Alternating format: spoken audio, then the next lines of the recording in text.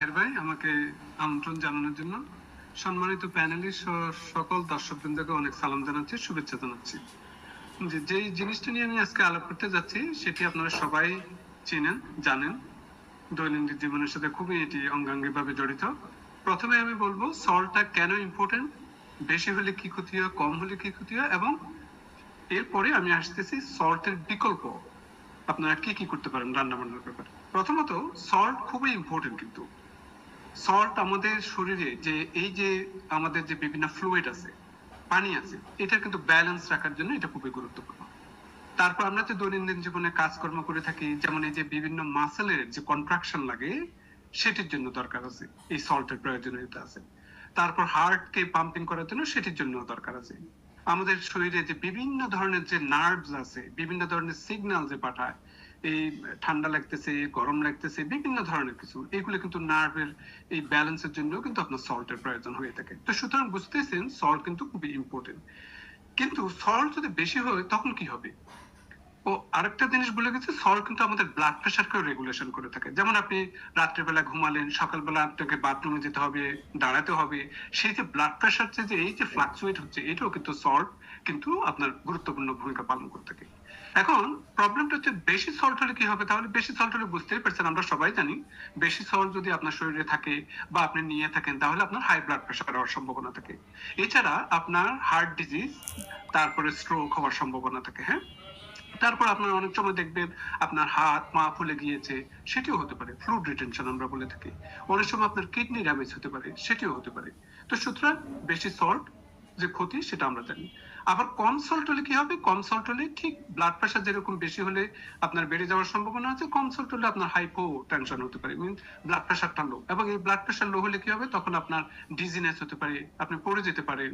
আপনার অনেক সময় যেহেতু আপনার নার্ভ গুলা ঠিক মতো কাজ করবে না, তখন আপনার কনফিউশন হতে পারে। হ্যাঁ, তারপর যেভাবে মাসল কন্ট্রাকশনটা হওয়ার কথা না সেরকম হবে না, সুতরাং আপনার মাসল উইকনেস লাগতে পারে। তো সুতরাং এই ব্যাপারে খেয়াল রাখতে হবে। তো আমরা সাধারণত জানি যে সল্ট, এই যে বললাম যে এগুলি সবই ঠিক আছে, সল্ট কতটুকু খেতে হবে? সাধারণত আপনার 1500 থেকে 2300 মিলিগ্রাম খাওয়ার কথা। কিন্তু সমীক্ষা দেখা গিয়েছে যে ম্যাক্সিমাম আমেরিকানরা, আমার মনে হয় বিশ্বের সবাই মনে হয়, আমার মনে হয় এর থেকেও বেশি খেয়ে থাকে। আমেরিকান রিসার্চে যেটা দেখা গিয়েছে, আমেরিকানরা প্রায় 3400 মিলিগ্রাম সল্ট খেয়ে থাকে। তো আমাদের তাহলে সল্ট নেওয়ার কথা হচ্ছে যে 1 টিস্পুন, যেটা স্পুন দিয়ে ব্যবহার করে থাকি। তো 1 টিস্পুন, এর থেকেও যদি আপনার যদি অন্য ধরনের কোনো যদি রোগ জীবাণু থাকে, যেমন ব্লাড প্রেশার বলেন বা হার্ট ডিজিজ থাকেন, তাহলে আপনাকে কমাতে হবে। আমেরিকান হার্ট অ্যাসোসিয়েশন বলেছে আপনি 1500 পর্যন্ত নেওয়াই বেটার।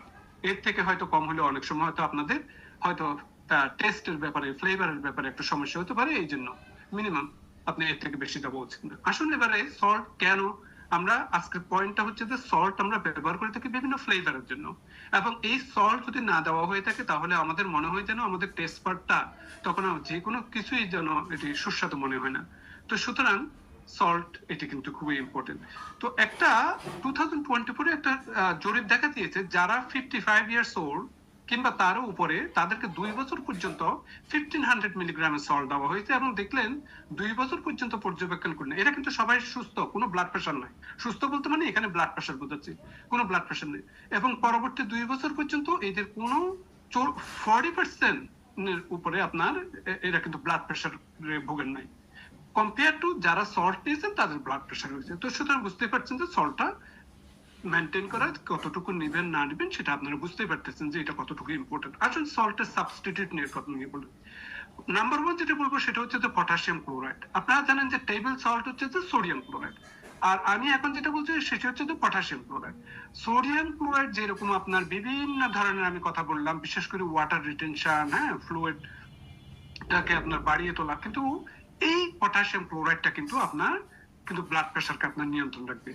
তো আপনি এই sodium free salt substitute like no salt, তারপর মর্টন সল্ট, তারপর McCormick no salt original sodium free salt, এগুলি কিন্তু আপনি ব্যবহার করতে পারেন।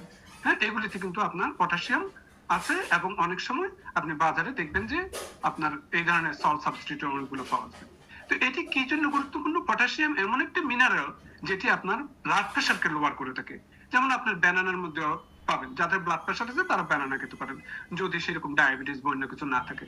তো সুতরাং এটি কিন্তু আপনারা বুঝতেই পারতেছেন কতটুকু ইম্পর্টেন্ট। তো পটাশিয়াম ক্লোরাইডের কথা তো বললাম। এইবার যে জিনিসগুলো বলবো আমরা সবাই কিন্তু পরিচিত, কিন্তু জানি না যে এগুলো কিন্তু সল্টের সাবস্টিটিউট হিসেবে কাজ করতে পারে। সেটির ব্যাপারে সর্বপ্রথম আমি বলবো লেমন, যেটি আমরা লেবু বলে থাকি। তো এই সিট্রাস ফ্রুটস এর মধ্যে এই লেমনটার মধ্যে যে অ্যাসিডটা আছে সেটা কিন্তু আপনার অনেকটা সল্টের